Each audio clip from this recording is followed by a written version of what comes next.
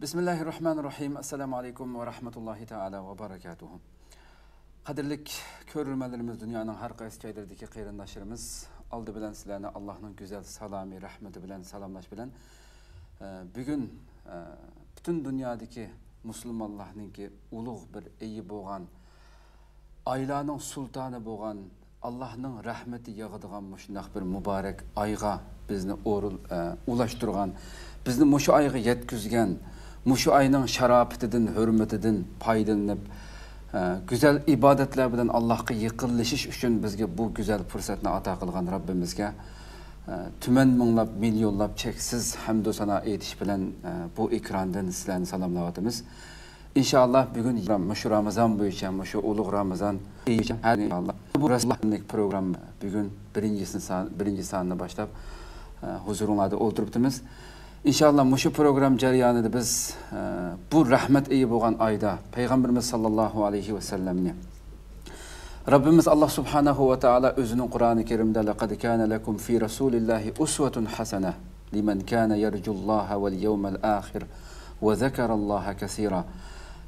Yani qısqacha tercüme qilsak, hakikaten sizler üçün Allah'ın Resulü Muhammed sallallahu aleyhi ve sellem'de nəhayət güzel bir örnek, ülgü badep bizge Peygamber sallallahu aleyhi ve sellem'den bütkül hayatımızda her bir kılıvatkan çoğun küçük işlerimizde Resulullah'tan ülge elişimizni buyurgan Rabbimiz Allah subhanahu ve ta'ala'nın talimatı boyunca bu güzel ayda biz her günü Peygamberimizden bütün ictimai hayatındaki bolsun, davet yoldaki bolsun, düşmanlar bilen muamelesi bolsun, hemmesi de kandak bir zat idi, kandak bir kişi idi.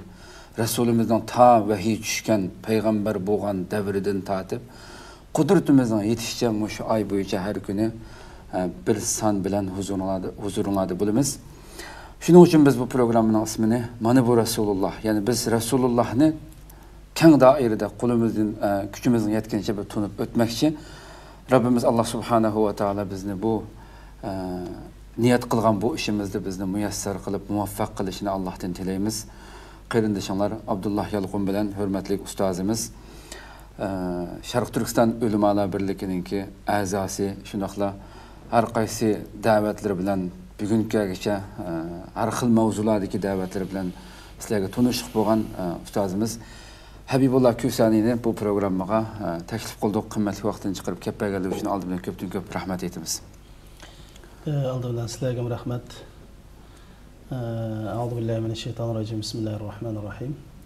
Elhamdülillah ve salatu vesselamu ala Resulillah ve ala alihi ve sahbihi ve men vala. Bu uluk ayda Allah subhanahu ve taala bütün Müslümanların tutkan ruhsunu kabul kılsın. Hemmimiz muşundaq aynı vakitte, aynı minutlarda roz tutkandak hemmimizni bir itbaqlaştırıp hemmimizni muşu Ramazan aydan ibaret Müslümanların ki ulug' ayda vatanimizning Sharq Turkistonning patliqında bir zulmdan qutuluşu, erkinlik erişishini tilayman. Allah subhanahu ve taala bizni muşu ulug' aylarda ulug' ishlarni qilg'ili, ulug' ishlarni qadam qo'yg'ili, ulug' ishlarni vujudga chiqarg'ili nasib qilsin inshaalloh. Amin, amin inşallah. Çok rahmet. Qadirli qarindoshlarimiz hamda hammalarga ma'lum, men programning 5'ida hozir degandek biz bu ayda asosliq programımızın ismi de bildirilgandek Resulümüzün tunup ötüşke merkezleşimiz biz ta peygamberlik kelgandan başlap. Ama bugün ulug' ayimiz Ramazan kirish münasebeti bilen bugün biz birinci programımızı elbette programımızın içinde Resulullah Ramazan'da qandaq edi degan bunu tunup ötümüz. Ama bugün bu ulug' ayninki kirish münasebeti bilen tunjisi biz Ramazan degan nima, Ramazan hakkında biraz tunuş berip, Ramazan'ınki siri, hikmeti Allah subhanahu ta'ala'nınki bu mezmunlarda biraz tunuşuq berip, össek dep şunu ümit kılıvatıman, hürmetli ustaz. Şu aldı bilen biz birinci Ramazan degan nima dep bununla başlasak.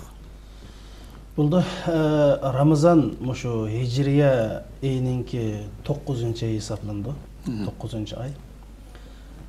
Bu Ramazan degan söz Arapçada bizning Uyg'urchadagi pijg'irim issiq. Pijg'irim aptap deb qo'yamiz, pij ko'taradigan. Shu qattiq bir issiqni ko'rsatadi. Tomuz issiq. Yani tamam. Bizim Tomuz ayları dep koymiz. 6-cı ay bilen 8-ci ayına araliqdagi aylarni Uyg'urchada Tomuz ayları dep qo'ydi. Issiq bek bo'lganligidan. Tomuz issiq deymiz ya. Hamda o'limalar nima uchun bu ay shunday Ramazon deb atalgan degan vaqtida Arab dunyosi ko'pincha holatda bek issiq hamda. Bo'libmi Ramazon taz issiq oylarda kelganlikdan shuni Ramazon deb atagan deganlar bor. Ba'zilar deydi ana bu Ramazon bu Ar-Ramdadan chiqqan, ya'ni kuydirguchi degan bo'ldi. Ramazon xuddi o'tunni kuydirgandek gunohlarni kuydirib yutadi. Shuning uchun Ramazon deb atalgan deganlar bor hamda. Xo'sh, xo'sh. Hamda hadis sharifda bu vaqtda shunda bir hadis bor. Abu Hurayra radhiyallohu anhu naql qilgan hadis sharif: "Man sama Ramazana imanan va ihtisaban, ghufira lahu ma taqaddama min zambi." deb. Kimki Ramazonninki bir farz ibodat ekanligiga ishni turib, uning ajrini faqat Allohdan kutib turib ro'za tutsa, burunqi gunohlari kechirildi deb. Ya'ni kechirildi degan gap gunohga ko'ydirildi degan gap. Xo'sh. Bu Ramazonninki arabchaga lug'at ma'nosi. Hamda Alloh subhanahu bir tane bizlarning ichidagi eng muhim farzlarning birisi o'sha Ramazon, ro'za yani. Ramazon ro'za. Xo'sh. Har qanday bir musulmon islomda prinsip bo'lgan ibodatni qilmasa, musulmon bo'lmaydi. Bu musulmonlar taat, ibodat va yaqinlish. Bu oyda biz biz bu oyda tutilgan ro'zaning savobini Alloh men o'zim bermadi. Ya'ni zakat yani şunu ayırıp bulup illa som ma Ramazan'ın ecrini, ro'zaning ecrini Allah men berman degan. Şunun için bu Ramazan fakat bizga farz qilinmagan. İlgiriki. Burunqi ummatlarga farz qilingan. Mesela o'limal degan, ba'zilar degan mana shu Odam alayhisalomdan tortib bu Ramazan farz deganlar bor. Ba'zi o'limalarimiz mana shu Nuh alayhisalom davridan tortib farz bo'lgan. Alayhisalom to'fon balasidan qutulgandan keyin şunun ne'matini Allohga bo'lgan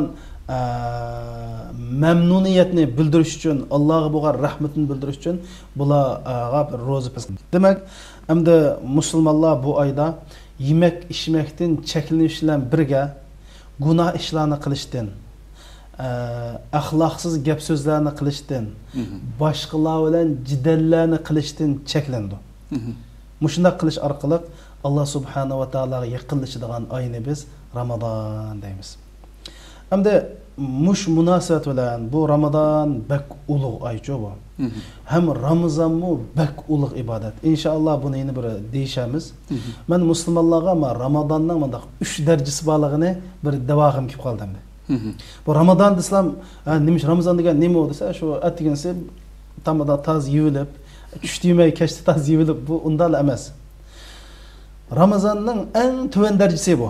Ma o Ramazonning eng tuvan darajasi. Ramazonning bunda bir normal darajasi var. Alohida darajasi var.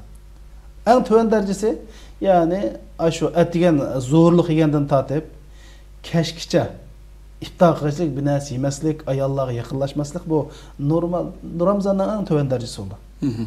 Ammo narvanning bunda bir normal bir mu'min musulmon tutgan Ramazon nima desa, ay yemek içmekten çekilinish bilan birga islom diniga zid har qanday gunoh ma'siyatdan çekilinish. Mesela g'ayvat shikoyatdan, boshqalar bilan suqishdan, urushib qolishdan, Alloh chekilgan har qanday bir ishni qilishdan chekilinish. Chunki bu oyda bu Ramazonning ma'nosi shu, inson yaxshi ishni qilishni o'ziga odat qilish, yomon ishni tashlash bu Ramazonning bir muhim mazmunlaridan biridir. Ama alohida Ramazoncho, yani birinchi nomli Ramazon nima desa, Allohdan boshqa hammadan chekilinish. Mana bu Ramazon haqiqiy taqvo musulmonlarning Ramazoni bunda qo'llanadi. Shuning uchun Ramazon degan bu andi. Çok ming rahmat. Endi Rabbimiz Allah subhanahu va taolo bizga farz qilganligi uchun kutiba alaykum as-siyamu kama kutiba alallazina min qablikum degandek farz deb biz mu'min bo'lib o'sibdimiz bilan bizga farz qilindi deb bo'yin egib tutamiz. Endi biz mushu ro'zadagi ro'za tutishdiki bu sir hikmatga kelsak buni nima deymiz? Endi sir hikmatga kelsak, oldi bilan Allah subhanahu va taolaninki, ya'ni hikmat bilan ish qiluvchi Allah subhanahu va taolaning farz qilganining o'zi bir sir hikmat shu yerda hamda. Nima ish qilsa Allah subhanahu va taolo shunday deydi: "Afa hasibtum annama khalaqnakum abasa wa annakum ilayna la turja'un fata'ala Allohul malikul haq."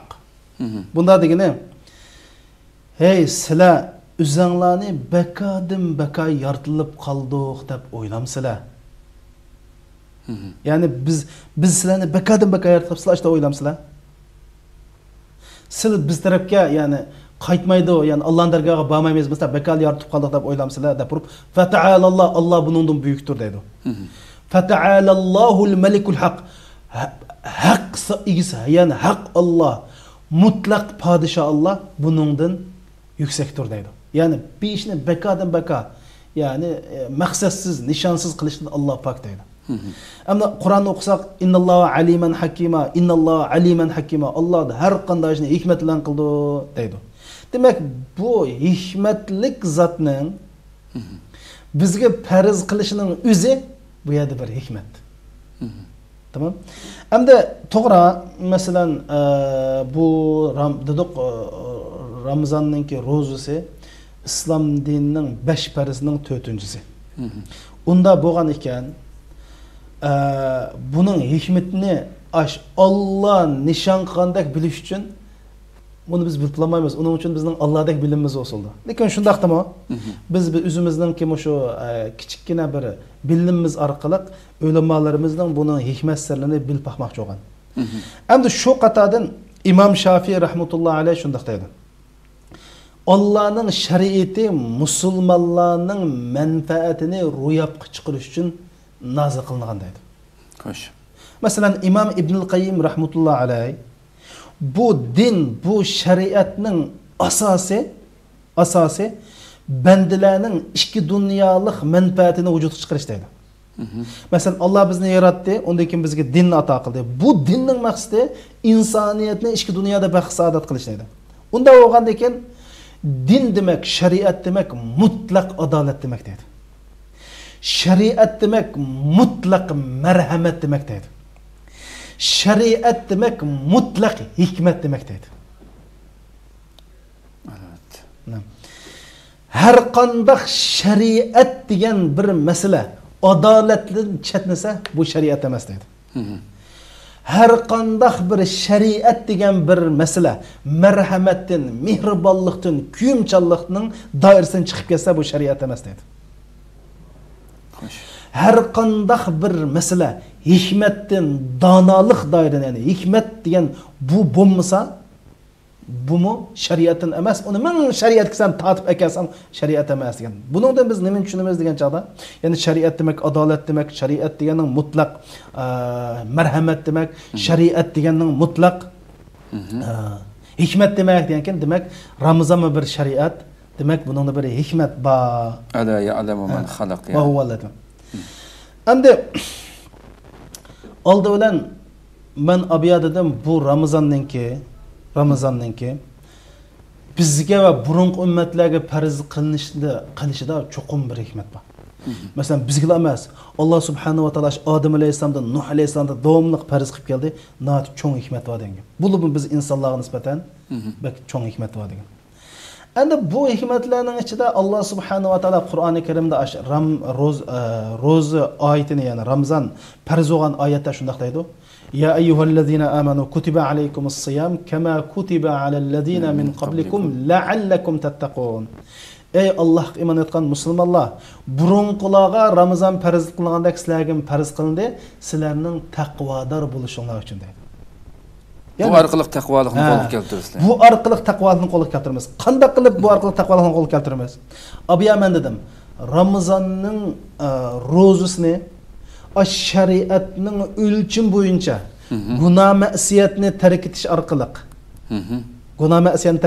orqali axloqqa yatmaydigan ish harakatlarni tark etish orqali va tark etib qolmay bu Ramazon oyi toat ibodat oyi, Qur'on oyi, sadaqat oyi bu deyishimiz qo'y kencha. Bu butun bir ibodat oyi. Mushuni qilsa, demak musulmon taqvo bo'ldi degan gap. Son birinchi maqsad, ya'ni birinchi ish, ya'ni taqvolik degani nima? Bir musulmonninki qalbining Allohga bog'lanishi. Qalbi Allohga bog'landi. Qalbida Alloh sevgisi o'rin oladi. Harakatlari oliy janob bo'ladi. Chunki Ramazonda bir odam dedi-ku, Ramazonda yog'anga qilish bo'lmaydi, Ramazonda xalqlar urushib bo'lmaydi, Ramazonda varang cho'rin qilish bo'lmaydi deb biz kin bu so'radi. Bunda bo'lgan ekan bu odam bir taqvo, ya'ni taqvo degani oliy janob, isil sifat, ya'ni salobatlik, hatta boshqa bir urushib og'zini bo'lsa-mu, hadis bor masalan. Faqul inni saim, men ro'zadarman deganda. Demak, mana mushundoq qilish orqali Ramazonning hikmati bu taqvo bo'lish hamda. Faqat og'zimizni etish maqsad emas. Yo'q, u Ramazonning eng to'van darajasi. Masalan, shunga asli ibodatning hammasi bizni taqvolik yetkazish. Mayli namoz bo'lsin, zakot bo'lsin. Masalan, aqimus solata li zikri deydi. Namozni meni aslash uchun. Nima degan gap? Bütün ibodatning maqsadi Xoliqning maxluqnida, ya'ni Alloh. Mana asli ibodatning maqsadi shuni Alloh taolo Qur'oni Karimda ya ayyuhan nasu ubudu robbakumul-lazi xalaqakum wal-lazina min qablikum la'allakum tattaqun. Baqara surasining 21-oyatda ey Allohga, ey Alloh, ya nas, ey insonlar, sizlar Rabbinglarga ibodat qilinglar. O Rabbinglar sizlarni yaratgan Rabbinglarga, sizlarni bikobatlar sizlarni yaratgan Rabbinglarga ibodat qilinglar. Va sizlardan burunqini yaratgan va sizlarni yaratgan Rabbinglarga ibodat qilinglarki, sizlar taqvo bo'lasizlar deydi. Ya'ni demak bu yerda hamma ibodatni qilsa maqsad nima ekan? Taqvo bo'lish. Endi men Ramazon kelganda ya ayyuhallazina amanu kutiba alaykumus-siyam deb Ramazonning bevosita taqvoda aloqador bo'lganligini, ya'ni to'g'ri butun ibodat taqvolik olib turdi. Ramazon alohida eng qisqa yo'l, eng muhim yo'l taqvolik olib turdi. Xo'sh. Endi Ramazonninki yana mushu hikmatlardan birisi biz menda bir narsani tushunishimiz kerak. İslamda inson markaz qilingan. İnson bak muhim. İslamning maqsadi ya'ni noyat o'lchamlik, sapolik, axloqlik, oliy janob bir inson tarbiyalash Qur'oni Karimning asosiy vazifasi. Shuning Qur'oni Karimda sizlar binoni mandal salsizlar. Shunama mandoq qilib taraqqiy qilib osmonga chiqsizlar demagan. Ammo insonni kamalat yetkazish, mukammallashtirish, insonni tarbiyalash, taraqqiyotni vujudga chiqargan inson tarbiyalashni Qur'oni Karim asos qilgan. Evet. Tamam. Shuning uchun masalan Payg'ambar alayhisalom Madinada, Makkada egiz binolarni, kulamlashgan zavodlarni biz uni qoldirmagan. Bizga nima qoldirgan desa, inson yetishgan kamalatda voyaga yetgan insonlarni qoldirgan. Endi unda bu insonlarni qanday tarbiyalagan desa, shu islomning 5 farzi 6 iymonning sharti bilan inson tarbiyalagan. Murakkab emas shu. Masalan, bu bütün ibodatlarning bir tarbiyalash ahamiyatiga ham qanday ibodat. İnsonni tarbiyala, to'g'ri insonni ruhiy jihatdan tarbiyalaydi. Hamma jihatdan xuddi 5 vaqt ibodatni qilish insonni shu ruhiy va axloqiy va hamma jihatdan tarbiyalash. Tarbiyalash maqsad qilgan. Masalan, u qanday tarbiyalagan desa Payg'ambar deydi. Man lam yada' qawla az-zur wal 'amala bihi falaysa lillahi hajatun fi an yada'a ta'amahu wa sharabahu deydi. Agar sen yolg'onchilikni tashlamasan, birinchisi yolg'onchilikni tashlaysa, ikkinchisi yolg'onga amal qilmaysa deydi. Ma farq vojibmi o? Ba'zi odamlar yolg'onga ishonib, yolg'onga amal qildi. Men ro'z qadamsa u yolg'onga ishonma, yolg'onga amal qilmadi degan gap, bunda rost yolg'onni farq etadigan ongni mash Ramazonda yetishdi demakchi. Xo'sh. Tamam? Yolg'onchilikni tashla dedi. Hem bir hadisda sizlar ro'zqa vaqtida bir odam bilan suqishmanglar, jidallashmanglar. Boshqalar sizlar bilan suqsa, men ro'zdarda turaman. Ya'ni urushmaslikni, oliy janoblikni, yaxshi odam bo'lishni Ramazon orqali o'rgatadi. Hem bir hadisda roza tutgan adam ovozliq fala yasqab deydi. Men kamlikum sayim fala yasqab. Va la yarfus deydi. Roza tutgan adam ovoz ko'tarib gapirmasin. Yani varang cho'ng ta. O'ylab baqsizlar, 1400 yildan bizga madaniyat yetib to'lima, vaqirma. Tabii gap. Yani bu biz so'zlab kelsak bakjiq. Albatta. Yani biz haqiqiy ro'zgar bo'lsak, haqiqiy madaniyatlik, haqiqiy safoliq musulmon emas, kofirlarmi nima degan isli odamlar deydigan musulmon qildi roza. Agar biz haqiqiy tuta olsak. Albatta. Yani ro'zaning sir hikmatlari bu. Lekin hozir bizda hamma ibodatlar nimaga aylandi desa, shaklvozlik qayni qoldi. Shakli ibodatlar bakchiq. Shundan bu ibodatning bizning ish harakatimizda, gap so'zimizda o'zini ifodani topolmagandan keyin namoz o'qiydi, ta'tirsiz ish qildi. Shuna haqlar hayron qolyapti hozir. Albatta. Tamam? Shuning uchun bu ibodatning kesiri. Ikkinchisi shu ta'kidlab qo'ygan ibn shu Ramazonning eng sirlaridan birisi Ramazon islohot o'zgarish. Masalan, shu kişilik taraqqiyot olimlari bir odamda bir yomon nachar illat bo'lsa 7 kundan 21 kungacha shu ishni qilmasa, masalan bir tamaki chekib ugunib qolgan odam deyli. Shu tamakini 7 kundan 21 kungacha chekmasa bu odatni o'zgartirib bo'ldi deydi. Sen har qanday bir nachar odat bo'lib qolsa, buni tashlamoqchi bo'lsan, niyatlam qilsang jiddiy bir shaklda 7 kundan 21 kungacha shu ishni qilmasa, undan qutuldi deydi. Ramazon 1 oy. Tamam. Bizde yaman odatlarımız var. Yaman ahlaklarımız var. Bunu qanday qilishimiz kerak? Mush Ramazonda o'zgartiradigan ay. Bu chuqum, bu Ramazonda o'zimizdan hisob oladigan ay, o'zimizni o'zgartiradigan ay. Yaxshi odatlarni o'zlashtiradigan ay. Qanday yaxshi odat? Allohni yaxshi ko'rish, taat ibodatlarni o'tkazish, boshqa bilan oilamiz bo'yicha jamiyat hamma bilan aloqamizni yaxshilaydigan va irodamizni chingitib shunama vatanimiz uchun, insoniyat uchun foydali ish qilish uchun, ya'ni xudma telefonninki mayda gap kelsa, qayta mayni zaratlagandek Ramazonda musulmon o'zini zaratlaydigan ay. Shu bu sir hikmatlari bakcha. Mencha shunchalik to'xtalsak bo'lar inshaalloh. To'g'ri deydi, haqiqatan yaxshi bir tarbiyalangan bu islomning asosliq inson tarbiyalashga markazlashgan deylar. Shunda qaraydigan bo'lsak, ya'ni insonning tarbiyalanishininki, insonning mukammal yetishib chiqishininki, u butun inson shu zaminga xalifa bo'lib yaratilgan biz insonlarninki xuddi eng oddiysi mol dunyodan tatib solih, yaxshi insonning qo'lidagi narsa insoniyatga baxt saodat keltirsa, nurg'un boshqa ilmlar masalan bugun dunyoda ko'rib turibmiz-ku. Allah qo'rqinchisi bo'lmagan, iymon bo'lmagan insonlarning qo'lidagi ilmmi insoniyatga balo keltiradigan gapimda. Demek insanның tarbiyalanishining naqadar muhimligi hamda har bir nimadan chiqib turadi dinimizniki. Xo'sh, hamda Rabbimiz shu go'zal oyda bizning shundaq o'zining taqvoliga qaytib olishimiz, to'g'ri yo'lga kirib olishimiz uchun nurg'unlagan vasilalarni, nurg'unlagan nimalarni qilib beryapti. Hatto shuning jumlasidan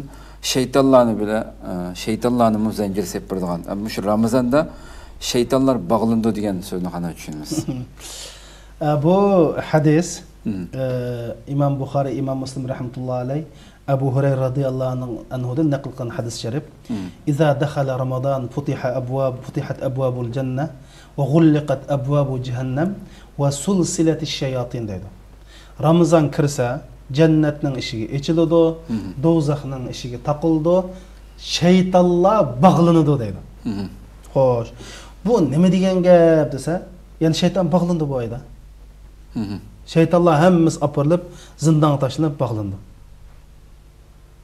Onda desa belki bir savol chiqishi mumkin. Ama şeytan bağlanıp gelse, bazı adamlar Ramazonda yomon ishlarni qildi. Qanday qildi desa, insonning dushmani shaytonlar emas.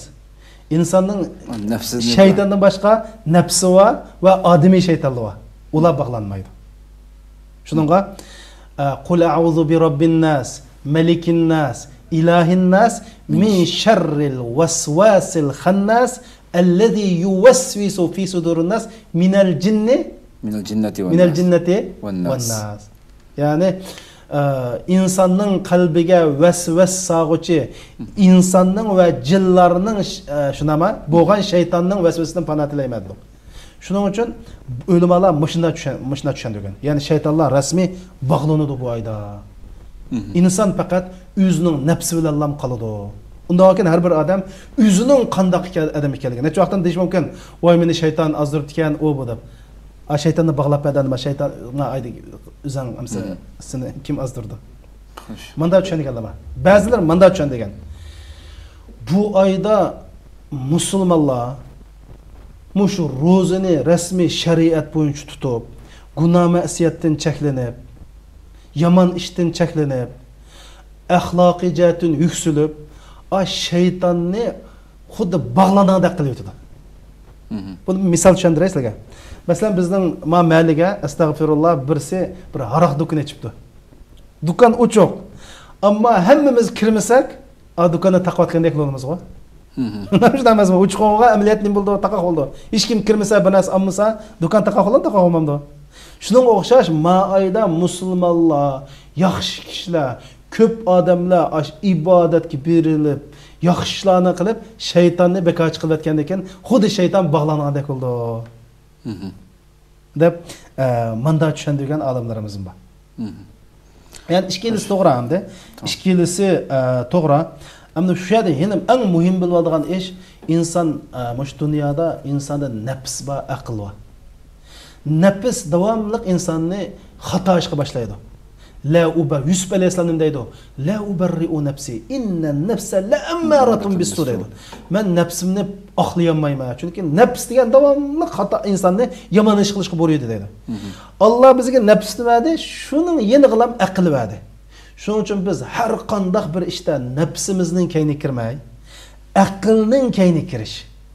Aqlning kayni kirgan adam azmaydi. Nafsining kayni kirgan adam cho'q. Şun har qanday bir ishni qilaymi, qilmaymi, qandaq qilay degan vaqtida, nafsini asta, nafsining kayni kirmay, aqlning kayni kirgan adam to'g'ri ish qilgan bo'ldi.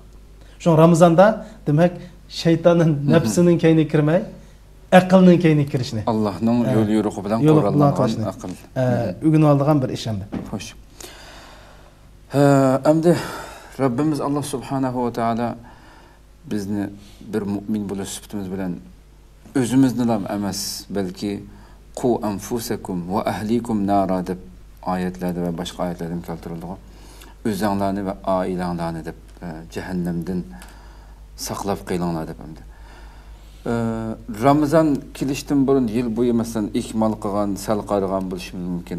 Shundaq bir ulug' oyda hatto Rasululloh Ramazan kirishi bilan oilasini uyg'otadi, kechalari ibodatga nihoyat bir jiddiy bir safarbarlik qiladi hamda o'zidan boshlab. Shu Ramazonninki oila bilan bo'lgan munosabat haqida bir ikki kalima so'zlasak. Hamda biz musulmonlar bilishimiz kerak, oila islomda muqaddas.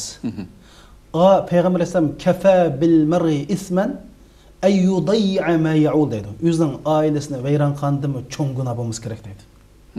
Shuning uchun bizda oila muqaddas, oila davlatning boshlanishi oiladan boshlanadi. Kichik bir davlatdan. Kichik bir davlat. Unda bo'lgan ekan bu ham davlat, ham oila mendadan bu oila bizning masjidchimi bu oila. Biz ibodat qilib masjidlarimiz-ku, asli masjid oilada. Bütün oilada shuni Peygamber Aleyhisselam sana ailenin ayalının ağzına bir lokma tamak sap koysan mı ecir alırsa. Hatta ailenge xəşləyən pul, xərclənən pullardakı ən savabıcaq pul dedi. Sen üçün sədaqə. Hatta ailesiga yaqinlashim savab dedi. Peygamber Aleyhisselam. Nimişqa deyəcək savab dedi. "Voy ya Rasulullah, bu yaqinchidan biz xalaymiz" dedi. "Şunun savab berdi. Çünki sen haramni qilmay halallik qildiq uchun" dedi. Bu shunda oila asli bizning mihrabimiz, bizning masjidimiz.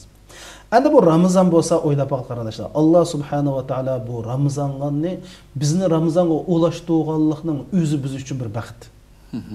Nurg'un qarindoshimiz mush Ramazonga ulashamayapti dedi. Bu Ramazonda ajr savoblar hassilab berildi. Mu'min musulmonlarning darajasi ajoyib yuqori darajaga ko'tarildi. Endi bundaq bo'lgan ekan, bu oyda mushu oilani texmi baxtlik texmi bir yaxshi oil qilish uchun tirishimiz kerak. Qanday?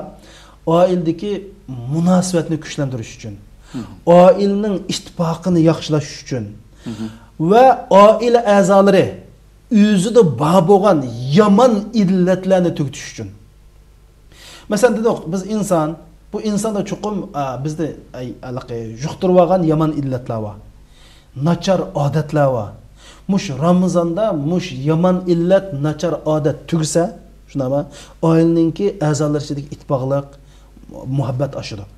Andan keyin biz mushu Ramazon bo'yicha dijit usuldan Rasululloh bilan tanishib chiqamiz. Mana bu Rasululloh deymiz. Har bir oila dadi bo'lsa, dadi Rasulullohni tanish kerak. Rasululloh daditi. Agar tijoratchi bo'lsa, Rasululloh tijoratchi. Buni bilan tanishib chiqish kerak. Rasulullohni o'ziga o'rnak qilish orqali Rasululloh oilada bir qandoq daditi, qandoq bubiti, mushuni tushunish orqali mush oilni baxtga erishtirish bir har bir ota-onaning majburiyati.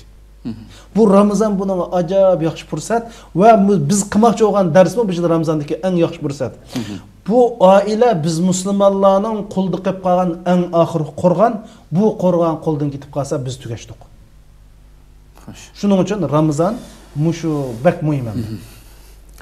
İnşallah Rabbim müyesser kılsın. Her birimizni bu taraftan örnek algan şekilde meşgul.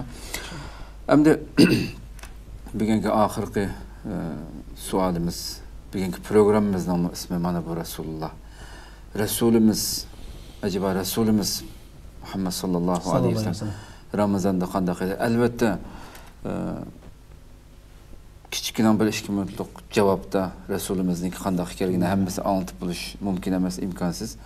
Shunday bo'lsa-mu qisqa bir shaklda Rasulimiz Ramazonda qanday edi? Rasul akram sallallohu alayhi vasallam birinchisi Ramazonga alohida tayyorlik qiladi. Qanday tayyorlik qiladi? Sha'ban oyidan tortib ro'za tutishga boshlaydi. Oysha onamiz, Ummu Salama onamizning naql qilgan hadis sharifda Rasululloh Ramazonda qolsa eng ko'p ro'za tutgan vaqti Sha'ban edi. Nima? Onundan keyin shunda Ramazon kirgandek keyin ajoyib bir xushallik bilan inna haza shahri qad hadarakum ma Ramazon ay kirdi va fihi shuna Ramazon ay kirdi va fihi min alf shahri bu Ramazon ayda ma Ramazonning savob mahmud mushanayt qur'on adam kelgandek ashunda kutib oladi. Rasulullohning Ramazondagi ahvoli bilan boshqa ahvoli tubdan o'xshamaydi. Bu Ramazon agar biz bilib qolsak, rasmiy Allohga yaqinlashish, gunohlarimizni yuvish va jiq savobni to'plab oladigan bir mavsum bu. Shuning uchun Rasululloh bu oyni nihoyatda bakchin tutadi. Rasululloh ibodatlarda, sadaqatlarda, namozlarda, Qur'on o'qishda boshqa oylardan alohida farq qiladi. Masalan, qanday qildi Rasululloh? Eng şu musulmonlar bilg'ash Ramazonda zo'liq, so'rliqni yap, masjid namoz o'qib, mushu bo'lib bosh vaqtida qilmaymiz. Masjidda mash kun chiqishlik o'ltirish. Payg'ambar alayhisolamning alohida ishlaridan birisi mash Ramazonda kun chiqish o'ltirib duha namozini o'qish. Chunki kim mushunda qilsa bir hajning yo bir umrning ajri berildi degan. Qanday qilamiz? Bomdat namozini o'qib bo'lib atiyarlik namazning zikrini aytamiz, ondan keyin atiyarlik zikrini aytamiz. Ondan keyin kun nayzuzi o'rlagan chaqda 2 rakat, 4 rakat, 6 rakat duha namoz o'qiymiz. Ondan keyin uyga qaytsak, bu ajoyib bir yaxshi ish. Rasulullohning Ramazondagi alohida ishlaridan birisi Qur'onni bak ko'p tilovat qiladi. Rasulullohning alohida Ramazondagi ishlaridan birisi Rasululloh asli sahiyati. Shunday edi, kana Rasul ajwadun nas dedi. Rasululloh eng sahiy odam edi. أجود ما يكون في رمضان رمضان دا تخمس وكتب كأنه ريح مرسلة دايدو أش تخت ما يشقدان شمال غلق شيء دايدو يعني أيق أزلب قما يدغان شمال غلق شيء يعني دوام نقاش صدقات أش أملاقة حسلب أجر بيرلغان شنو uchun تخت ما صدقاتني köpürtü دايدو Rasulullah'ın en kıldığan ibadet. Ondan eken şu namazını köp okuş Ramazan'da. Namazını köp okuş. Uykunu az uxlash, tamoqni az yeyish, ya'ni Rasulullahninki mushu qilgan ishlarninki nimada. Andan keyin Rasululloh mushu Ramazonda itikaf qiladi. Mush oxirgi ulab ketadigan Rasululloh taxminan 9 Ramazonni tutgan. Ramazon Sha'ban oyida farz bo'ldi. Rasululloh hijriyaninki yani Hicriye'nin 2-yili Şaban ayida Ramazan farz oldu. Rasulullah Hicriye'nin 11-yili vafot olup ketdi. Yani 9 Ramazan'ı tutkan. Her Ramazan'da itikaf kılattı. Ahirki ömürde 20 gün itikaf kılan. Tamam. Andaki moş Rasulullah'ınki moş Ramazan'da yine kıldığan en mühim işlerden birisi moş nemigi bek targ'ib kılattı. Dua kılışka. Chunki abi biz o'qidik. Mash Ramazon farz bo'lgan oyatning oxirisida va iza sa'alaka ibadi anni fa inni qaribun ujibu da'watad da'i degan bir oyat bor. Ash Ramazon farz qilgan oyatning oyog'iga keliblam, bandalarim meni so'rab qolsa, men bandalarimga yaqin, bandalarim ya'ni men duo qilsa, duosini ijobat qilaman. Rasulullohning eng qilgan ishlaridan birisi mush Ramazonda ko'p duo qilish. Bu bek muhim. Sharq Turkiston uchun, o'zimiz uchun, mazlumlar uchun duo qilish. Anadagi oxirgi mashsuaning oxirgi bir javobi. Ramazondagi eng muhim ishlardan birisi payg'ambar sallallohu alayhi vasallam musulmonlarni go'zal axloqli bo'lishga targ'ib qiladi. Ey, din demak go'zal axloq. Imonning o'lchami go'zal axloq. Kim axloqli bo'lsa, uning iymoni bizdan kuchli. Misol ikki odam bo'lsa, ikki odamdan ma'adamning axloqi go'zal bo'lsa, 100% ma'ning axloqi iymoni chinkan deyamiz. Iymonning o'lchami axloq. Şu Resul Ekrem sallallahu aleyhi ve sellem deydi. Es-siyamu junna. Ramazan qalqan deydi. Seni günah ma'siyatdan saqlaydigan, do'zaxning udidan saqlaydigan Ramazan qalqan. Sizlarning birisi ro'za tutgan bo'lsa, fala yarpus, axloqsiz gaplarni qilmasin, axloqsiz ishlarni qilmasin. Va la yajhal, nadonlik qilmasin deydi. Nadon ishlarni qilmasin, shallaq harakatlarni qilmasin. Nima? Agar bir odam uningga urush e'lon qilsa, men ro'za tutdim deb turvasin. Urushmasin, jidallashmasin deydi. Ya'ni Rasululloh mana Ramazonda eng ta'kidlaydigan ishlarning birisi o'sha go'zal axloq bo'lish. Men bu yerda dedim ya, mayli oila bo'lsin, mayli inson tarbiyalash bo'lsin, axloq.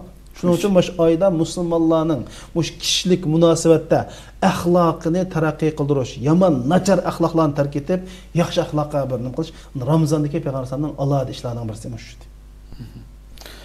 Köptün köp rahmet, Allah razı olsun.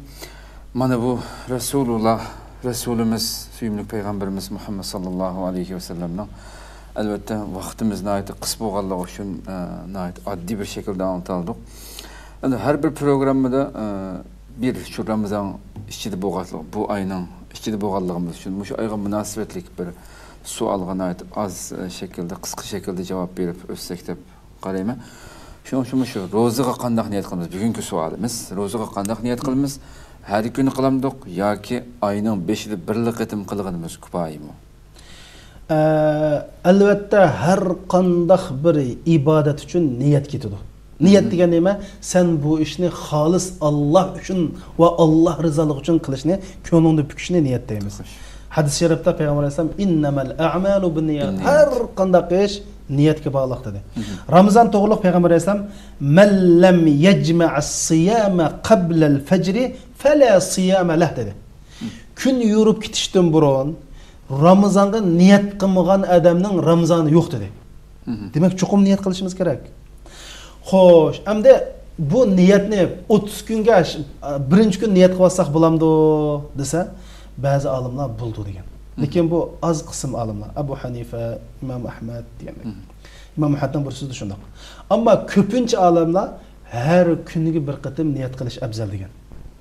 Nimishqa degan vaqtida har bir kunlik Ramazon mustaqil ibodat. Ya'ni bugungi Ramazonni sen bir xatolik qilib buzib qo'ysang, ertaga Ramazon buzilmaydi. Demak, bu her kunlik ibadet Ramazan bir mustaqil ibadet olmaktan her kuni sen bir niyat qilib qo'yishing kerak. Mesela niyat degan shu ichida ro'za tutman desa bo'ldi. Men Alloh uchun ro'za tutman desa bo'ldi. Mesela bir odamning zo'rliq yigini shu Ramazonga niyat qilgan. Qo'p alaydan kechsa. Hatto shu soat 5:3 4 qo'pqini shu niyat bo'ldi. U mesela niyat qildimki tutqayman ro'zani, u da buni og'zi deyish ketmaydi. Faqat ko'nglida shuni qislan bo'ldi. Ammo mesela bir ayda bir qatim niyat qilsak bo'ldi deganlarni men bilib olgan bir ish bor. Mesela ayollar odatda Ramazon oyida odat ko'rib qoldi. Odat ko'rib qilib, hin saqagan ekan ro'zani davomlashadi emasmi? O chaqda niyatni yangilash kerak. Mesela bir odam safarga chiqdi, Ramazonning 5'ida niyat qilib qo'ydi. Endi safarga chiqadi. Safar qanchada ro'za tutsin, tutmay keyin tutsin bo'ldi. Yeni safar tugablar Ramazonni davomlashtirmoqchi bo'lsa, endi niyatni yangilaydi. Bunu bilib qo'y. Shuning uchun amal bor, kunda bir qatim kechisi ashu zo'rliqning vaqti chikatkichilik niyat qilish eng to'g'risi shu. Ko'pincha olimlarimiz shunda deb fatvo qilgan. Ko'pdan ko'p rahmat, Alloh razı bo'lsin programmamizga qatnashib berganligi uchun. Qadrli ko'ruvchilarimiz, qarindoshlarimiz, shuna qilib Programımızda asli yarım saatin aşırmaslık niyeti bilen başlagan hem az saz bolsun dep ve bunun keyinki atidin başlap yani her günü programı Ramazan boyunca devam kılımız. Rabbim ömür berse inşallah. Şu vakit qiraya qilishga tirishimiz ama ba'zida savollar mesela javob berish, şu javobning haqqini berish uchun ozroq egizpaschilik bo'ladi ekan. Sabr qilib anglab berganligimiz uchun albatta har bir anlaganlarimiz biz uchun o'ng mürimizdeki periştlerinin depteriga yazilishga sebep bo'lgan güzel bir amallar ishlar bo'lganligi uchun sabr qilib tinchab berganliginglar uchun ko'p rahmat aytamiz. Rabbim ömür berse ati ko'rishgacha aman bo'lgaysizlar. Allah subhanahu taala bizlerning va sizlarning barliq amallaringlarni qabul qilishini Rabbimdan tövənçilikni tilaymiz. Assalomu alaykum va rahmatullohi taala va barakatuh.